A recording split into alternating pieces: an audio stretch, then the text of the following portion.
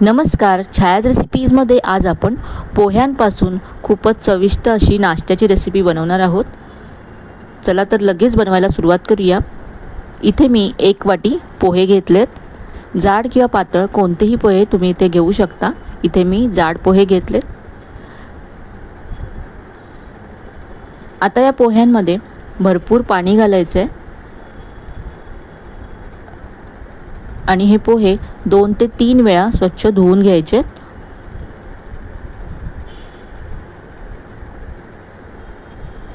इथे मी आता पोहे 2 वेळा स्वच्छ धुवून घेतले आणि यानंतर सगळं पाणी काढून टाकले।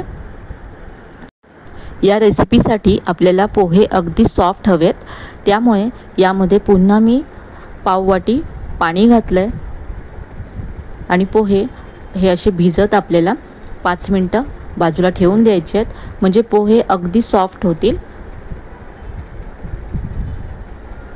तर इथे पहा 5 मिनिटांनंतर पोह्यांनी सगळं पाणी ॲब्झॉर्ब केले आणि पोहे अगदी सॉफ्ट झालेत। आता यामध्ये 1 वाटी गव्हाचं पीठ घालायचं आहे। हे पीठ मी आधी चाळून घेतलंय। यानंतर यामध्ये त्याच वाटीने मोजून मी अर्धी वाटी बेसन घातले।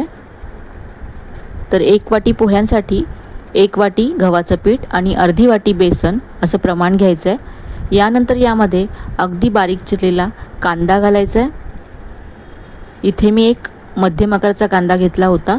यानंतर बारीक चिरलेल्या हिरव्या मिरच्या घालायच्या आहेत। तर इथे मी 2 हिरव्या मिरच्या बारीक चिरून घेतल्या। यानंतर किसलेलं आलं घालायचं आहे आणि याबरोबरच मी इथे लसूण सुद्धा किसून घेतला होता। साधारण 4 ते 5 लसणाच्या पाकळ्या आणि अर्धा इंच आलं घेतलं।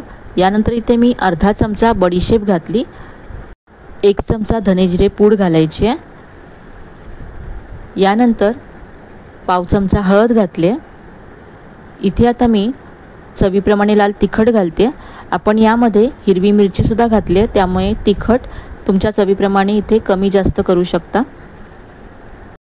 इथे मी फक्त कांदा घातलाय, तुम्ही इथे किसलेलं गाजर घालू शकता, बारीक चिरलेली शिमला मिरची सुद्धा घालू शकता। यानंतर इथे मी चवीप्रमाणे मीठ घातलं आणि बारीक चिरलेली कोथिंबीर घातली। आता हे सगळं मिक्स करून घ्यायचं आहे।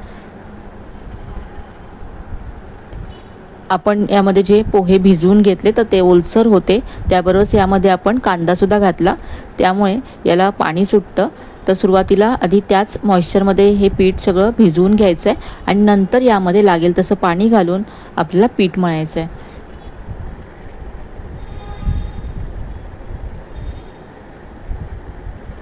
इथे तुम्ही जर तुम्हाला आवडत असेल तर उकडून घेतलेला बटाटा किसून यामध्ये घातला तरी चालेल। आता इथे मी थोडंसं पाणी घातलं। पाणी इथे थोडं थोडं घालत जायचं आहे, कारण हे आधीच ओलसर आहे, त्यामुळे खूप कमी पाणी लागतं हे मळण्यासाठी। तर इथे असा मी याचा गोळा मळून घेतला। आता यावरती अर्धा चमचा तेल घालायचं आहे आणि पुन्हा हा गोळा मळून घ्यायचा आहे। हे पीठ मळून तयार आहे। आता याचे आपण थालीपीठ बनवणार आहोत। तर इथे मी पोळपाट घेतलाय आणि यावरती असं एक ओलं कापड पसरवून घ्यायचं आहे। इथे आता आपण जे पीठ तयार करून घेतलं त्याचा एक गोळा घ्यायचा आहे। तर नेहमीच्या चपातीच्या गोळ्यापेक्षा थोडासा मोठा असा गोळा मी घेतला आणि आता हाताने हे पसरवून घ्यायचं आहे। हाताला मी इथे पाणी लावून घेतलं। हे पीठ मळताना थोडंसं सैलसर मळायचं, म्हणजे आपल्याला थालीपीठ व्यवस्थित असं पातळ थापता येतं।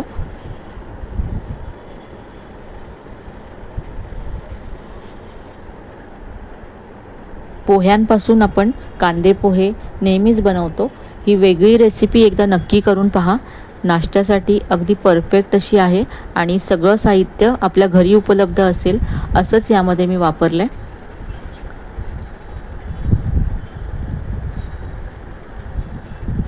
तर असे यामध्ये तेल सोडण्यासाठी मी होल करून घेतलेत। आता हे थालीपीठ आपण भाजून घेऊ। तर इथे मी गॅसवरती तवा गरम करत ठेवलाय। यावरती थोडंसं तेल पसरून घ्यायचं आहे.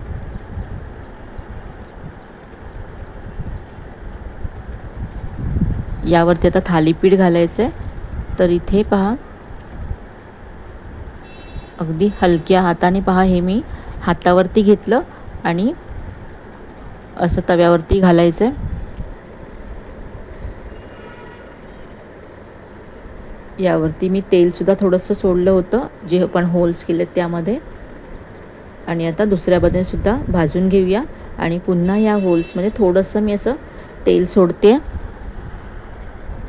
दोन्ही बाजूंनी अगदी खरपूस होईपर्यंत आपल्याला हे थालीपीठ भाजून घ्यायचं आहे.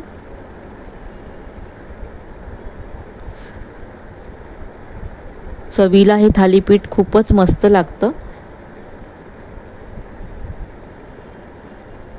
तर मुलांच्या नाश्त्यासाठी किंवा टिफिनसाठी तुम्ही झटपट हे थालीपीठ तयार करू शकता.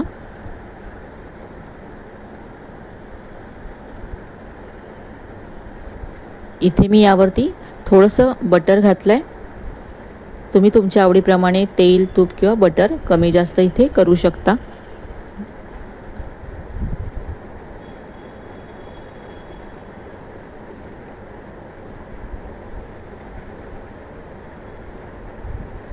तर कमी साहित्यामध्ये झटपट होणारा हा नाश्ता तुम्हाला नक्कीच आवडेल. इथे मी दह्याबरोबर हे थालीपीठ सर्व केलं आहे. आजची ही रेसिपी तुम्हाला नक्कीच आवडली असेल. रेसिपी कशी वाटली कमेंटमध्ये कळवायला विसरू नका. रेसिपी आवडली असेल तर व्हिडिओला लाईक करा, शेअर करा. चॅनलला अजून सबस्क्राईब केलं नसेल तर नक्की आजची ही रेसिपी तुम्हाला नक्कीच आवडली असेल. रेसिपी आवडली असेल तर व्हिडिओला लाईक करा, शेअर करा. चॅनलला अजून सबस्क्राईब केलं नसेल तर नक्की सबस्क्राईब करा. चला तर मग पुन्हा भेटूया अशा छान छान आणि नवीन नवीन रेसिपीसह. तोपर्यंत धन्यवाद.